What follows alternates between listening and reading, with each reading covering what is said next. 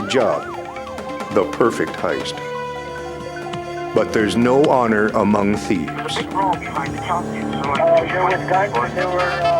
said they were police officers. He feels that kick right in the stomach. It just jumped out. Wow, both of us looked at it and went, uh-oh.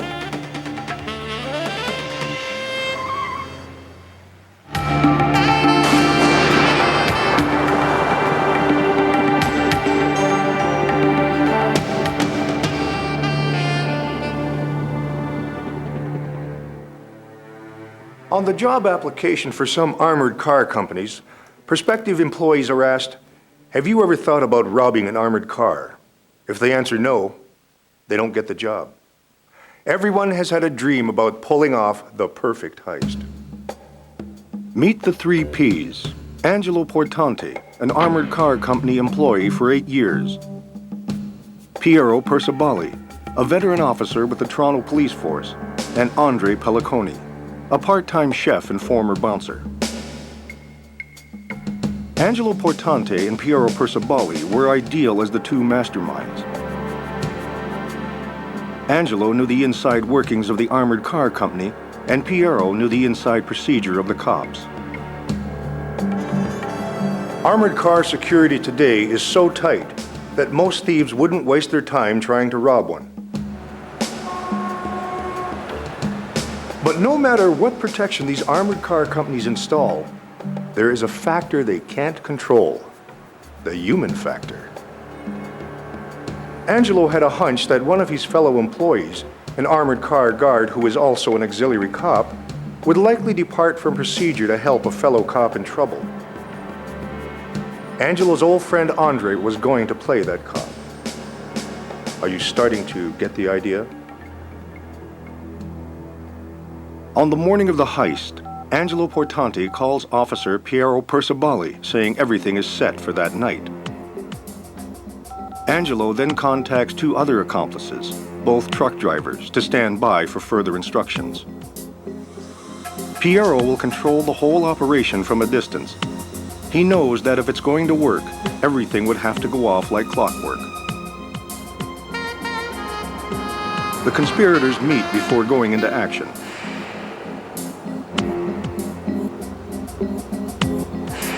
Meanwhile, Angelo, the inside man, has cleverly placed himself far from the scene of the crime, in a completely different part of town. A perfect alibi. It's the last weekend of the summer, the Labor Day weekend, and the targeted armored car is stuffed full of cash.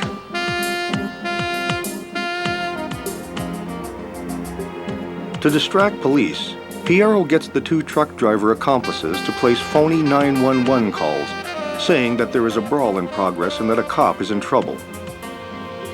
It works. Every police car in the district rushes in the opposite direction.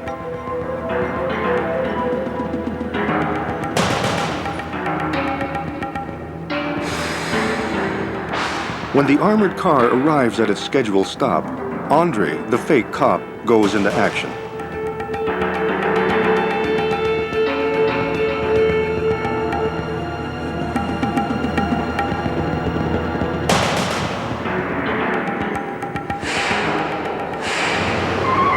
Andre drives the armored car to a parking lot. The money is unloaded into a waiting van.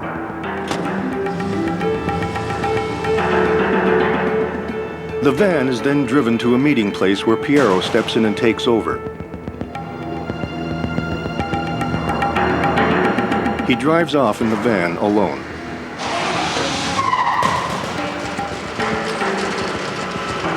At the end of Angelo's shift, he meets up with Piero.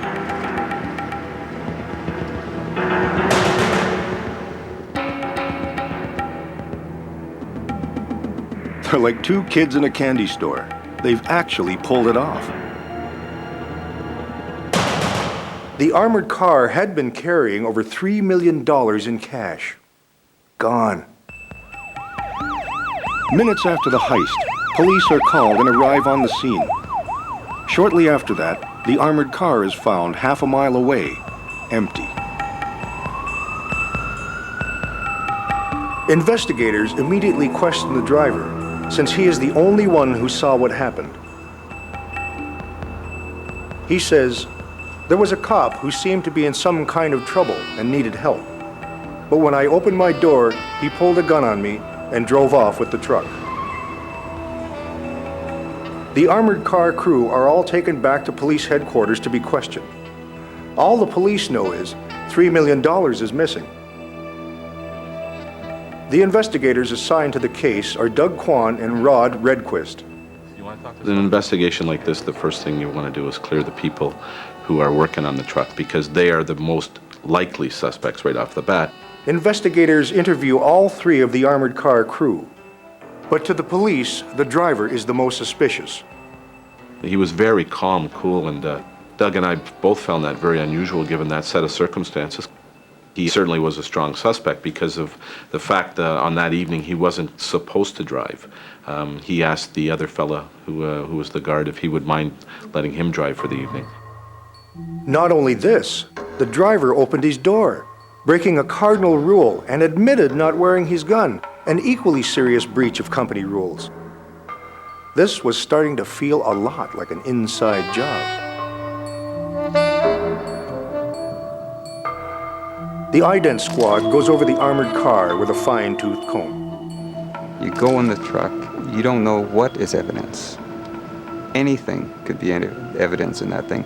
So you have to consider it all. You have to look at it all. You have to collect a lot of items. And you take a lot of items, and a lot of them are useless at the end of it all. But you don't know that right away. Ed meticulously collects hairs and fibers from the scene. Then he zeroes in on something. When I see paper scattered on the ground, I think, oh, good, there could be footprints on these papers. I may be able to collect them. So the way I do it, and in this particular case, I've got a kit that I carry with me. He places a sheet of mylar over the paper and zaps it with his electrostatic charger.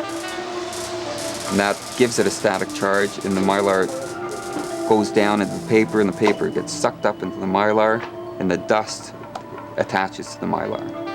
So when you peel the mylar off the paper, you get the dust impression going with the mylar. You flip her over and you get the oblique lighting, you look at it, and if you see the footprint, all right. It gives you a chill when you see that footprint. You go, oh, I gotcha. As exciting as it may be for the ident officer, he still needs a suspect's shoe to make a match.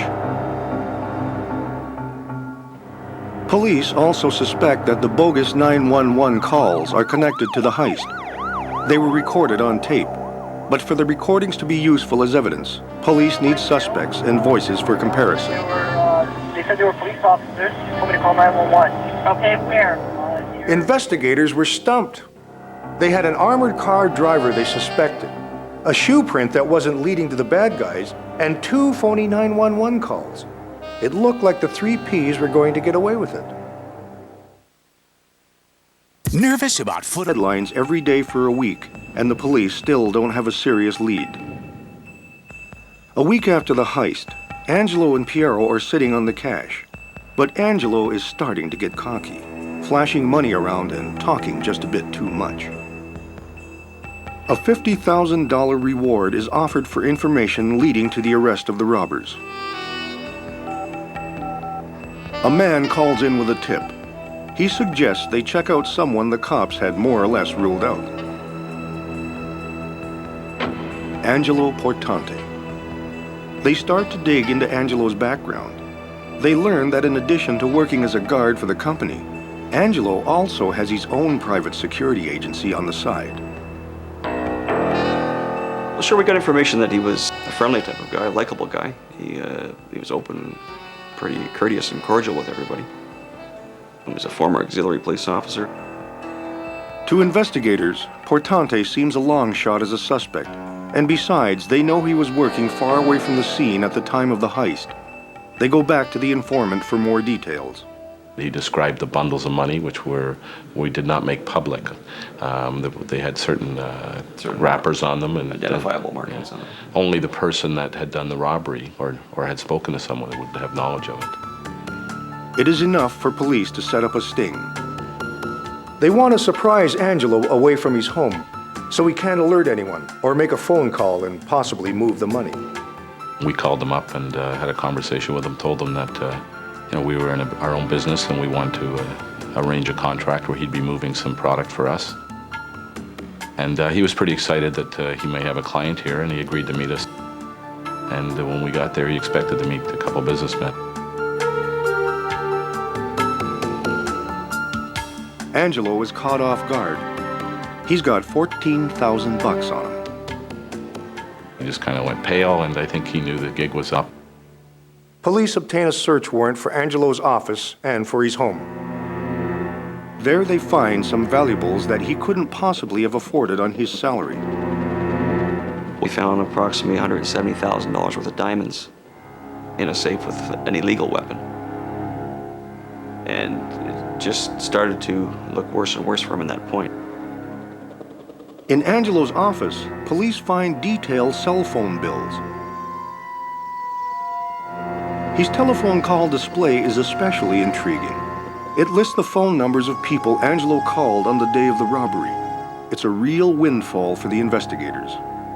The fact that he had these phone numbers still on his call display from the day of the robbery and the day before, I never expected to find that. So police begin checking Angelo's call list. Many of the numbers are traced to cellular phones. Every time you make a call on a cell phone, the date, time, and location are registered digitally, and this information is stored in a central databank. This technology has led to a whole new branch of forensics, tracking the source of cell phone calls used in crimes. Warren Leonhard is a Bell Mobility fraud and security expert. He works with law enforcement on criminal matters involving cell phones. We deal with the police when they come in for informational requests. We satisfy search warrants, subpoenas. We do the court testimony on call records if required. Leonhard provides the police with the names of the individuals whose cell phone numbers appear on Angelo's call display. 2 of the numbers are traced to the truck drivers. At least 20 calls had gone back and forth between these truck drivers and Angelo on the day of the robbery. But there are still several names which they get from Angelo's call display that investigators can't account for. One of them is none other than Perciballi. They have no idea who he is, but 2 weeks after the robbery, while going through their own internal police directory, they get a lucky break. While looking through the nominal roll, totally nothing to do with this case, looking for an officer's name who started with a P that we were going to send a notification to go to court for. There was Perciballi's name, and it just jumped out. And, wow. So we said, look at Perciballi. Both of us looked at it and went, uh-oh. It feels like you've had a kick right in the stomach, to be crude about it. To think that a police officer, one of our own brothers, would be involved in a serious offense like this with the potential of so much violence and greed. But the driver's account described a very different-looking cop at the heist. Police are determined to find out Perciballi's connection to the crime. In order to set him up, police decide to do something rarely done before. They place a wire in Piero's car. They bug a police car.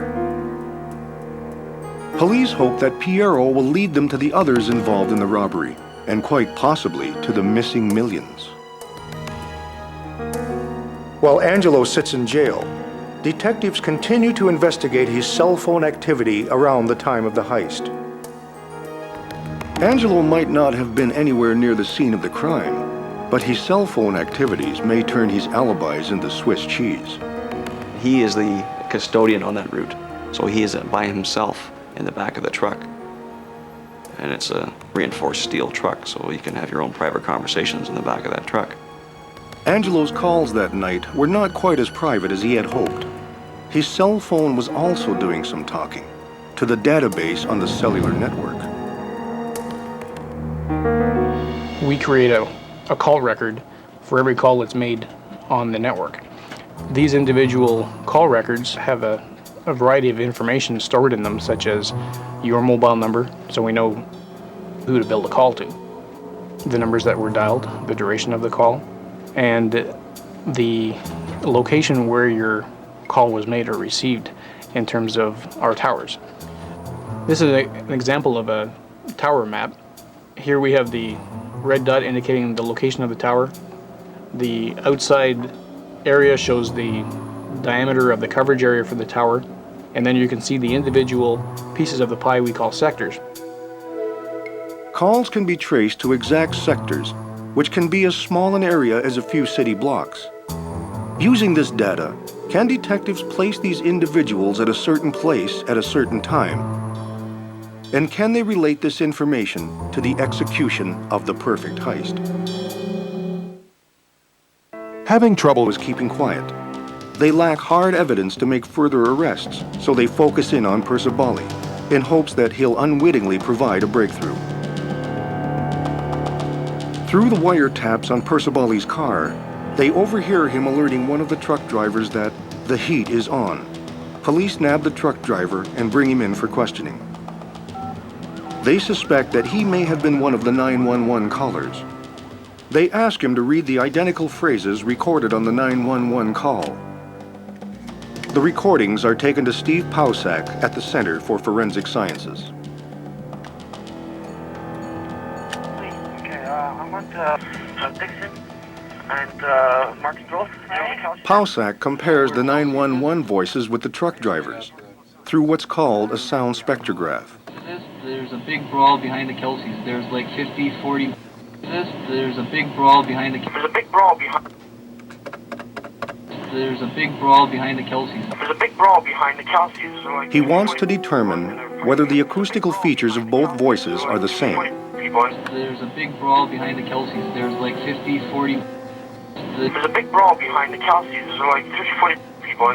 Pausak concludes that the truck driver's voice is a probable match, but probable isn't enough for investigators. When pressed further, the truck driver finally spills the beans about the heist.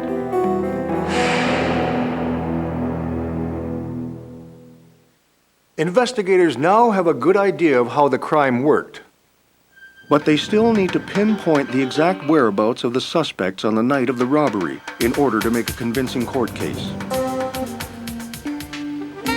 The hard evidence they need requires many days of painstaking work. Poring over data, maps, cell phone records. Finally, the precise connections are made, and they are able to construct a plausible picture of exactly what happened and when, to the second.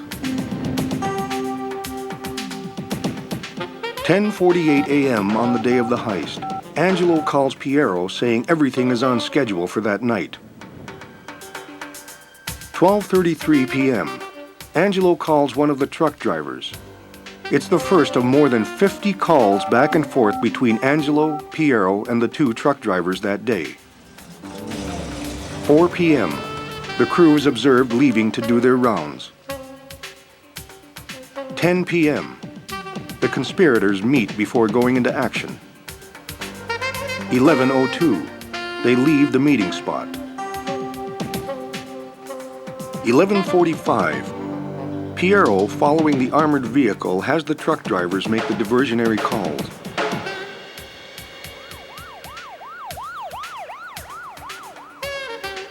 $11:50, Piero watches the armored car approach the bank. 11:52, the heist itself. It takes less than a minute to pull it off.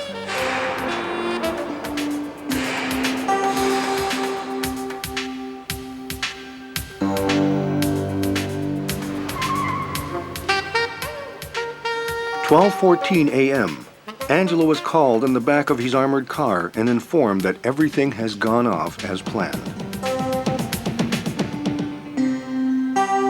After 2 months and thousands of man-hours, detectives can at last move in and make their arrests.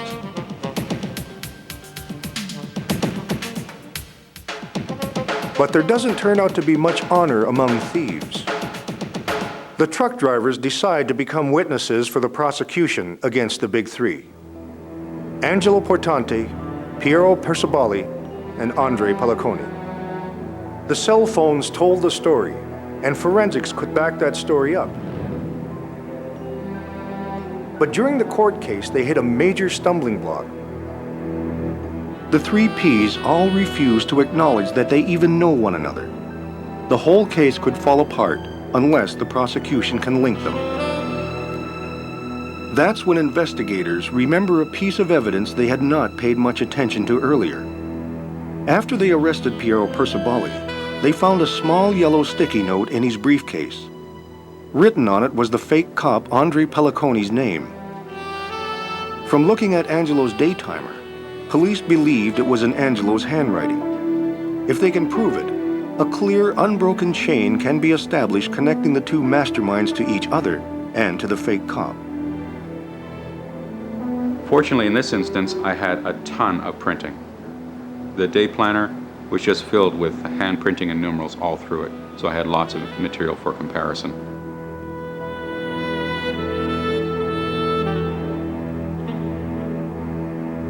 His A is formed the same as all his other A's, goes up to the top, down to the bottom on the right-hand side, cuts diagonally across to the left, and continues out the crossbar, forms a connector to the following letter again.